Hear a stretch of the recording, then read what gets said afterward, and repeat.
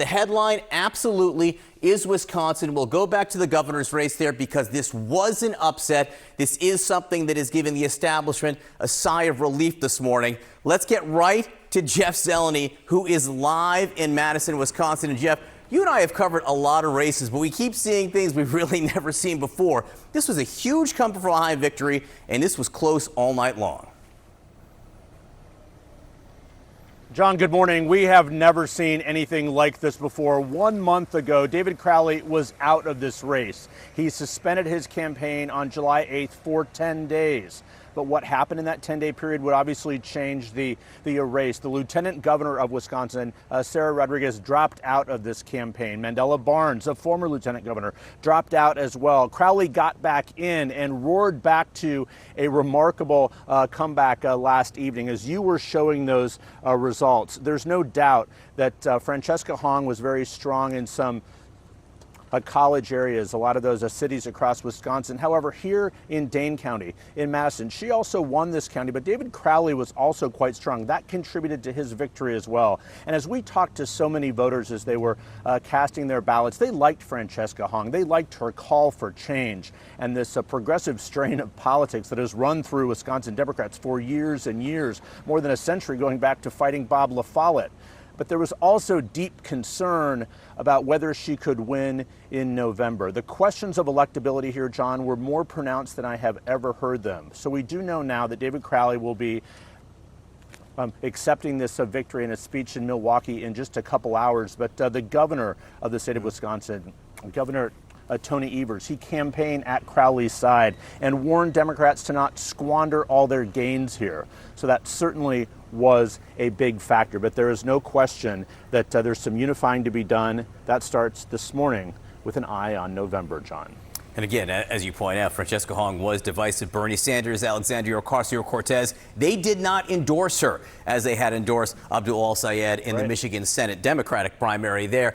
I want to say I've been on cable the last few days a lot. It's where I work, and I've heard a lot of Republicans with talking points. They were loaded for bear on Francesca Hong. Francesca Hong was the candidate they were focused on. They were already trying to nationalize her, what they saw as her imminent victory in Wisconsin. How surprised are Republicans this morning? John, they are very surprised. Not only were they talking about this campaign and how they would effectively use some of her comments, they were trying to prop her up at the same time. A remarkable play here. The Republican Governors Association was spending more than $4 million running ads showing that she's a strong progressive. Well, that was seen as a way to effectively meddle in this race. So Republicans were hoping to run against her. That did not happen. So this race is an example of the establishment striking back. But John, I'm also thinking back to an interview I had with David Crowley on Sunday evening. I asked him about that establishment thing. He said, look, I'm established, but I am not a member of the establishment. If he would win, he would be the first African-American governor right here in Wisconsin. I want to start with you, Nicholas. What did you see in this, what do we call it, the Rust Belt, the Blue Wall? Like, what are we learning from last night? You know, I'll put my Midwesterner hat on. They love when we do that, by the way. Yeah, they're excited. They're excited. We know you want this. Yeah. I mean, I think, like, what we saw last night was Democratic primary voters really picking electability when it mattered in the state. Like, you know, in Wisconsin, we saw them pick the candidate who, by all accounts, is the more centrist one, maybe would fare better in a general election. But the counterpoint to that is Minnesota, where voters there picked the more progressive Senate candidate, Peggy Flanagan, over Angie Craig, the more centrist House member who was running for Senate. But that's a much bluer state, so perhaps the electability argument just didn't work as well. Exactly. One of the things that I'm interested in, Josh, because you've worked for both Kamala Harris, like a person who is known for being maybe too cautious, right? Like not known necessarily for their retail politics and style, and then also Bernie Sanders, who is still out there now at this point trying to play kingmaker. What do you make of how voters are talking about this? I think that what we're seeing is progressive candidates winning when they are strong candidates, when they're running strong races, and when they take on power. And I think we saw that with Peggy Flanagan. I think we saw it in Michigan with Abdul Al-Sayed. And I think, frankly, we're going to see it with Brian Poindexter in his race against Max Miller, because it's, you know, when we run working people who are taking on the powers that be, that are taking on corporate greed, I think Democrats and progressives do very well. Yeah, and then Bernie Sanders didn't back Francesca Hong, and Democrats have been squawking left and right. One operative telling Politico she just doesn't have the Zoran ability to sort of laugh it off or pitch it effectively. The former chairman of the Wisconsin Democratic Party saying this is not the year to test a Democratic socialist. This isn't New York. And David Axelrod hitting her with El Sayed is a serious person. She is a font of zany liberal faculty lounge exotica, the word from David Axelrod. Yeah, we were talking about this during the break, which is it's one thing to be talking within your activist community and in your primary where this stuff actually, you get a lot of nods and snaps, right? Like she wasn't just sitting on a bench yelling stuff and suddenly ahead in the primary. Yeah, and you saw, for example, in El Sayed and just in the neighboring state that he was trying to seem more moderate. He was running what felt like a tighter, more serious race. He's also run a bunch of times, so he's Exactly. had a couple more practice. And ultimately, politics comes down to perception, so I do think gauging someone less on the very specifics of their policy and more on the way that they interface with voters, more on the way that they're perceived. It didn't help that she had some tremendous gaffes going into the last week of the race. Not liking Thanksgiving is not quite a popular But you're right, because policy. the last week is what matters. That's when Democrats got their act together and said, hey, you who dropped out, you come back. You know what I mean? And there was this, like, it was described as chaotic, no? Yeah, extremely chaotic. Like, we saw the number up on the screen. This,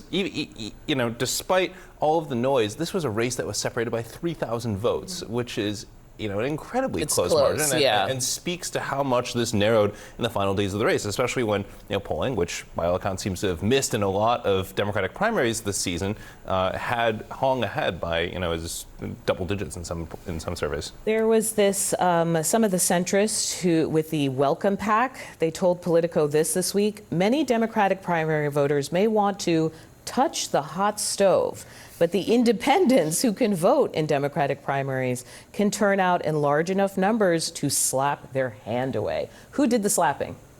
Well, I just think generally in Wisconsin, races come down to often 1 percentage point, even less than one. So, again, it's really hard to win. I mean, not only with zany policies like not liking Thanksgiving, but what does permanent affordability mean? This was a central claim. Theory? Yes, Black please. voters, rural white voters.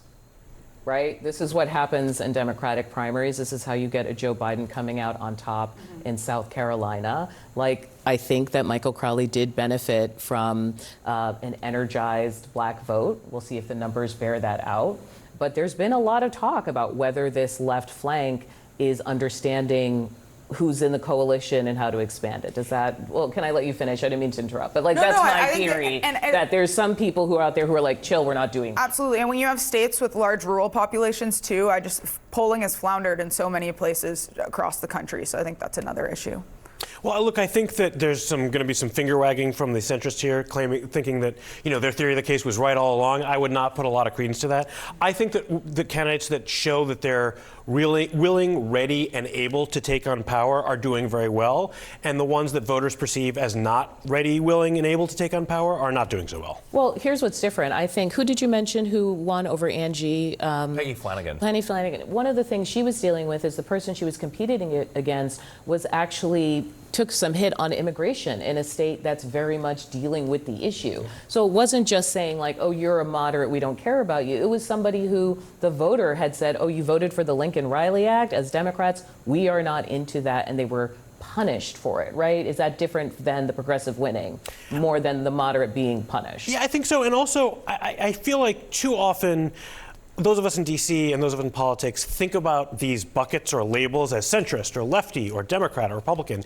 And I think people are much more in touch with how the political issues are touching their lives locally, and they go with a candidate who is more responsive to that.